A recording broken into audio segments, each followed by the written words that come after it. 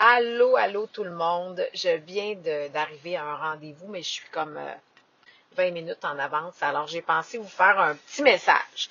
Puis si vous entendez un bruit, c'est la pluie qui tombe en ce moment. Puis au début, je me disais, peut-être que je devrais attendre de ne pas être dans la voiture à la pluie pour enregistrer mon message. Et je me suis dit, mais non, parce que c'est là que j'en ai l'élan. Puis en plus, je trouve que c'est pas un hasard qu'il pleuve parce que quand il pleut, ça nettoie, je pense. Ça fait du bien à la terre, à la végétation, etc. Et le parallèle que je faisais dans mon esprit, c'est avec les larmes. Je pense que des fois, on a besoin de pleurer, on a besoin de vider le trop-plein, justement, ou de libérer certaines émotions. Et pour moi, les larmes sont très salvatrices, puis elles nettoient aussi notre être, je pense, de ce qui doit sortir, ce qui doit être laissé de côté, laissé aller, ce qu'on doit laisser parfois dissoudre, j'ai envie de dire. Hein. Fait que j'ai l'impression que les larmes, ça sert à ça. Alors bon, ça c'est un petit aparté avant d'être dans le vif du sujet. Le vif du sujet, c'est la légèreté, c'est la libération. Le week-end passé, en fait, pendant 4 jours, j'ai animé une retraite au Spa Eastman. Et c'est drôle comme la vie nous parle, hein, parfois. Et là, il y avait un matin, le deuxième matin de la retraite, où on se parlait ensemble de libération. On a même fait un exercice tellement extraordinaire. C'est la première fois que je faisais ça. Je vais le refaire aux prochaines retraites, c'est sûr. Puis c'est fou comme on a pris conscience à ce moment-là que on avait des lourdeurs qui se ressemblaient. Tu sais, on trimballe toutes des affaires, tous des affaires qui ne nous aident pas, au contraire, qui nous sont nuisibles, qui parfois nous ralentissent, d'autres fois nous bloquent carrément le chemin. Puis on a à se départir de ça. On a à laisser ça aller. C'est pas toujours facile non plus. Puis c'est drôle parce que le mot libération est revenu à plusieurs reprises dans la retraite. Pas juste dans. Moi, je faisais des ateliers le matin, mais le reste de la journée, on assistait à des conférences qui sont organisées au Spa Eastman, à même un atelier créatif un soir. On a fait plein d'autres affaires. Puis on était ensemble, les filles ensemble. Et le mot libération est revenu à plusieurs reprises. Et donc, on s'est dit, ça faisait partie probablement, assurément, des objectifs pour nous en tant que groupe. Parce que on s'attire les uns les autres. Moi, j'ai toujours pensé que quand on fait des retraites comme ça, les gens qui se trouvent à être ensemble au même moment, ils avaient rendez-vous. Et puis, à chaque fois, j'en ai la preuve. Il y a toujours comme quelque chose qui ressort d'un groupe. Tu sais, je pourrais même donner une appellation à chaque groupe parce que il y a une énergie qui est plus forte. Il y a quelque chose qui se démarque puis qui rassemble ce même groupe. Puis moi, ben, j'en fais partie, évidemment. À ce moment-là, ça me fait toujours sourire de voir à quel point, ben, moi aussi, j'ai attiré ces gens-là parce que moi aussi, je vis la retraite en même temps que tout le monde. Comme les programmes web, je dis toujours, je suis autant participante qu'animatrice, tout le temps. Le jour où ce sera plus ça, ce sera plus la bonne affaire, c'est sûr.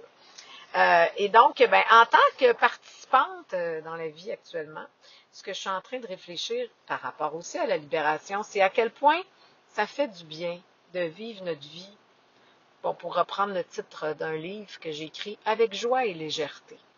Puis, j'ai tellement l'impression qu'il faut tendre vers ça. Là, je reprends une expression de Marie-Luce dans mon roman Une irrésistible envie de fleurer. Mais tendre vers, c'est pas d'être arrivé, c'est pas de forcer, c'est pas de se mettre de la pression, c'est juste de dire, ben, c'est mon intention. J'ai une intention de libération. J'ai une intention d'être bien, de me sentir bien, légère, joyeuse. De toute façon, la joie vient automatiquement, en général, avec la légèreté. Et plus on laisse aller, plus on se départit de nos lourdeurs, plus on règle ce qu'on a à régler aussi, plus c'est la joie qui commence à poindre le bout de son nez et qui prend de plus en plus de place. Pas une petite joie en surface, là, pas juste du rire momentané. Non, non, non. Une joie profonde, une joie qui fait tellement de bien.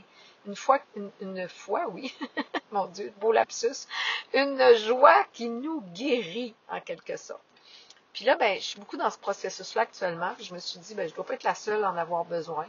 On vit tellement de choses, tu sais, après la COVID, avec tout ce qui se passe dans le monde, etc. Ben, je pense que tout commence par soi. Puis qu'on doit d'abord faire du ménage en nous avant de penser qu'il y a du ménage qui va se faire à l'intérieur de nous. Puis on doit d'abord être léger, se sentir léger à l'intérieur pour apporter cette légèreté-là autour de nous, dans nos relations, au travail, avec toutes les personnes qu'on côtoie, en fait, dans notre vie tout entière, finalement. Puis, des fois, ça va bien, libérer, puis alléger notre vie, régler nos affaires. Il y a des choses qui vont relativement bien. Puis il y a d'autres choses que c'est un peu plus ardu, parce qu'on s'accroche. Puis aussi, des fois, les lourdeurs, c'est pas, en fait, c'est pas toujours, et même, peut-être même pas souvent, la faute des autres, mais davantage la nôtre. Je répète souvent cette phrase d'Esther X qui disait « Ça va pas dans votre vie? Get out of the way. » C'est toi qui bloque finalement. Donc, tasse-toi de là. Ou plutôt, avant de te tasser, regarde avec lucidité, puis avec beaucoup d'amour aussi. Qu'est-ce qui se passe vraiment dans ta vie actuellement? Puis ce qui m'a fait prendre conscience de ça, ben, c'est entre autres la théorie de l'attachement du docteur Marc Pistorio. Je viens de faire une entrevue avec lui. Vous allez la retrouver sur mes pages Facebook. Cet homme est tellement intéressant, tellement aidant. Moi, j'ai eu un immense coup de cœur pour lui et tout son travail. Alors, dans l'entrevue, il nous a parlé des 4 styles d'attachement amoureux. D'abord, l'insécurisant, le sécurisant. Et ensuite, il y a 2 insécurisants, en fait même 3. Il y en a un qui est l'anxieux, l'autre qui est l'évitant, et enfin, le désordonné. C'est hyper intéressant d'en apprendre plus là-dessus et de trouver à quelle catégorie on appartient. Pas toujours facile. J'ai eu un petit choc. En même temps, j'ai vu à quel point ça faisait beaucoup de sens. C'est incroyable. À partir du moment où j'ai entendu parler de lui, j'ai d'abord lu le livre de Marc qui s'intitule « Dis-moi qui tu aimes, je te dirai qui tu es ». Et là, j'ai pu identifier quel style était le mien. Et en l'identifiant, faire plein de prises de conscience et comprendre d'où ça vient, ça. Pourquoi je suis comme ça. Et ça s'explique tellement. Et j'ai l'impression que vous allez faire le même chemin si vous commencez à vous intéresser à cette théorie de l'attachement. Et comme je le disais à Marc, c'est tellement nécessaire. Écoute, c'est révolutionnaire, moi. En tout cas, dans mon cas, là, je sais que ça va révolutionner ma vie. Parce que là, je viens de faire une énorme prise de conscience. Bon, il reste du travail, c'est sûr. De là à transformer. Évidemment, vous aurez compris que je ne suis pas une sécurisante, sinon je ne parlerai pas de ça. De toute façon, Marc disait aussi que c'est souvent des insécurisants qui font qui ont des missions d'aide au niveau thérapie, psychologie ou peu importe. Donc, je pense qu'en voulant aider le monde, c'est d'abord nous-mêmes qu'on veut aider aussi, hein, par la même occasion. Mais ce que ça m'a fait réaliser, c'est que parfois, dans la vie, il y a des lourdeurs ressenties dans ma vie. Là, je vais être vraiment très honnête avec vous, mais dans ma vie, il y a eu des lourdeurs que je percevais, dont je me plaignais, mais enfin, en quelque sorte, ou vraiment, j'étais responsable de cette lourdeur-là, en bonne partie. Tu sais, bon, il y a d'autres choses qui s'ajoutent, bien sûr, tout n'est jamais tout noir ou tout blanc, mais j'ai créé des lourdeurs par mes comportements, par mes lourdeurs à moi, finalement, qui ne sont pas réglées depuis que je suis toute petite, des choses qui sont arrivées, que j'avais à voir vraiment, puis à traiter avec beaucoup de tendresse, de douceur, d'amour. Alors, c'est le chemin auquel je vous convie aujourd'hui. Un chemin de ménage, de libération, mais de vérité aussi. De se voir vraiment, prendre conscience. Là, il faut sortir de l'ego. Il faut un peu dire à notre ego, là, prends un petit break, là, reste de côté. Là. Je m'en vais juste dans mon cœur, puis j'accepte de voir pour vrai ce qui se passe. Puis c'est une grosse étape, parce que j'ai remarqué à plusieurs reprises dans ma vie que ce genre de prise de conscience-là, là, je vais vous dire, c'est une grande, grande partie du travail qui déjà commence à s'accomplir. Il n'y a pas de temps à faire après. Il y a des nouveaux comportements qui s'installent. Il y a une nouvelle façon de percevoir la vie, les humains qui en font partie, puis notre rôle à travers ça, puis comment nous, on agit là-dedans. Alors, je vous laisse découvrir un peu plus peut-être Marc Pistorio. Il vient en conférence à Montréal très bientôt d'ailleurs, mercredi 27 septembre sur l'attachement amoureux, puis le 4 octobre pour les parents, en fait, pour être de meilleurs parents. Toujours en lien avec la théorie de l'attachement. C'est au Jésus à Montréal. On peut aller sur le site du Jésus pour accéder à la billetterie et acheter nos billets. Donc ça, c'est ma plug du jour. C'est important pour moi. Moi, je pense qu'il ne faut pas être gêné de promouvoir tout ce qui peut faire du bien. Et dans ce sens-là, Marc Pistorio, je pense, fait partie de certains magiciens de la vie actuellement, dont on a grandement besoin. C'est fou, j'ai un ami psychiatre qui me disait, je peux pas croire, Christine, que tu ne connaissais pas déjà ces styles d'attachement, cette théorie de l'attachement. Ben non. C'est comme quoi on a toujours à apprendre dans la vie, puis c'est merveilleux. Parce qu'en plus, là, il y a un timing, il y a un divin timing.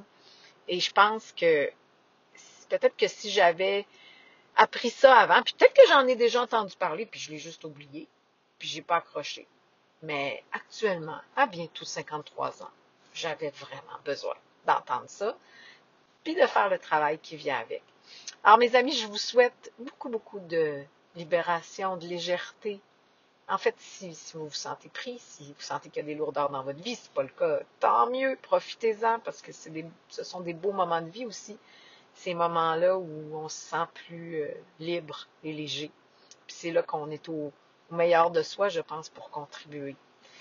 Alors, je vous embrasse très fort. Puis, je vous ai parlé des conférences de Marc. Sinon, il y a une conférence aussi de ma part qui s'en vient le 28 septembre sur le web. C'est complètement gratuit. Je vais repartager le lien avec vous. C'est déjà aussi sur mon site, sur mes pages Facebook. Mais c'est le grand lancement, en fait, de la réédition du programme Sexy Zen Happy. Puis c'est le genre de sujet dont je vais vous parler. Puis aussi, j'ai une histoire en début, là. J'ai trop hâte de vous raconter ça. Je vous donne le titre de cette histoire. Ça s'intitule Le bikini de la délivrance. C'est comme variation sur un même thème de libération. Je m'arrête là, je vous embrasse. Je vous souhaite une excellente journée. Ciao tout le monde.